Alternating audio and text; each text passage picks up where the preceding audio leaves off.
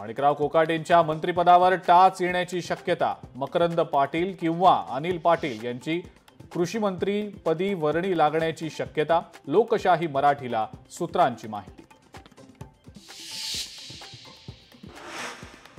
राष्ट्रीय स्वयंसेवक संघाशी संबंधित तरुण भारत या वृत्तपत्रानं उपटले वादग्रस्त मंत्री आणि आमदारांचे कान। कृषी मंत्री माणिकराव कोकाटे, आमदार गोपीचंद पडळकर आणि आमदार संजय गायकवाडांच्या बेजबाबदार वर्तनावर केली कठोर टीका।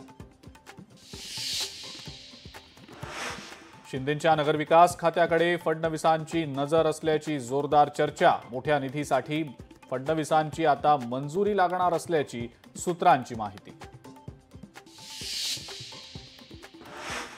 गृहराज्यमंत्री योगेश कदम यांच्या सावली डान्स बारवरील केलेल्या आरोपांनंतर आता अंजली दमानियांकडून सावली बारच्या सत्यतेची पाहणी। गृहराज्यमंत्र्यांनी राजीनामा द्यावा, दमानियांनी केली मागणी। महापालिकेचा कचरा उचलण्याच्या टेंडरमध्ये 6 ते 6.5 हजार कोटी रुपयांचा घोटाळा। मनसेचे नेते संदीप देशपांडे यांनी केला आरोप।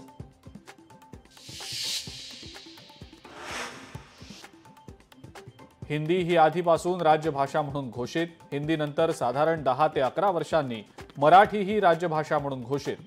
शंकराचार्य अविमुक्तेश्वरानंद सरस्वती यांचं वक्तव्य।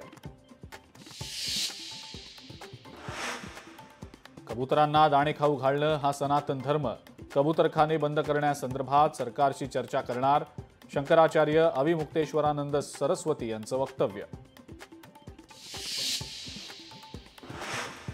आणि पुण्यातल्या गुडलक कॅफे अडचणीमध्ये काचेचा तुकडा आढळल्यानंतर आता भुर्जीमध्ये सापडलं झुरळ।